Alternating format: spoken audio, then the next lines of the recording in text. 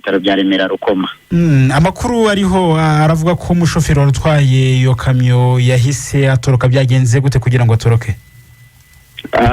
Birumvikana akimara gukora impanuka, akimara kubona ko agonze abantu itoroka mu modoka arirukanka. Inzego z'iperereza rero turacyamushakisha kugira ngo afatwe ashyikirizwe ubutabera.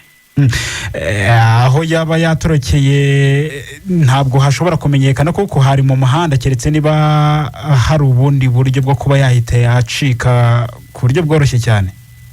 Birumvikana yakimara gukora impanuka ari mu karere ka Kamonyi, ntabwo yahise ahagarara, yahise akomeza arirukanka. Ikihutirwa cya mbere cyihutirwaga cyane kwari kuramira ubuzima bw'inkomere no kwegeranya imibiri y'ababuze ubuzima muri iyo mpanuka kugira ngo bashyirwe mu cyubahiro. Habayeho gufunga imihanda, icyo nicyo cyihutirwaga, ariko nawe polisi iri gukurikirana, nafatwa nabwo turabamenyesha. Ubundi yitwa nde? Yaratwaye ikamyo yavaga herekeza he, ifite iki? Uyu mushoferi yitwa Kaberuka Jean Claude, imyaka 35, akaba yaratwaye imodoka ya Fuso ya RAB 845M, ikaba yari ipakiye ibiti yavaga muri Muhanga yerekeza mu mujyi wa Kigali.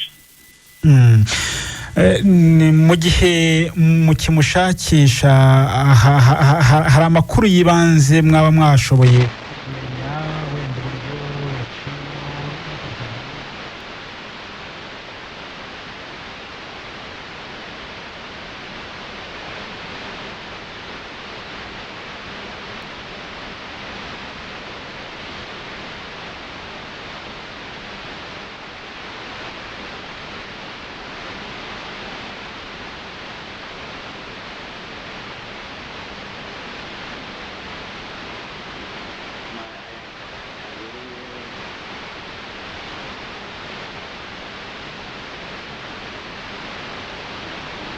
twaje mu Rwanda ko ari mu polisi y'u Rwanda mu ntara mu gitekerezo tugezeho.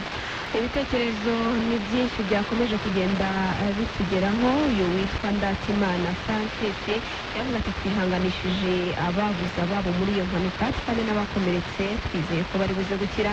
Janvier Niyibizi w'Iburega yavuze ati twese dukwiye guhagurukira hamwe tukarwanya inzige zitaragera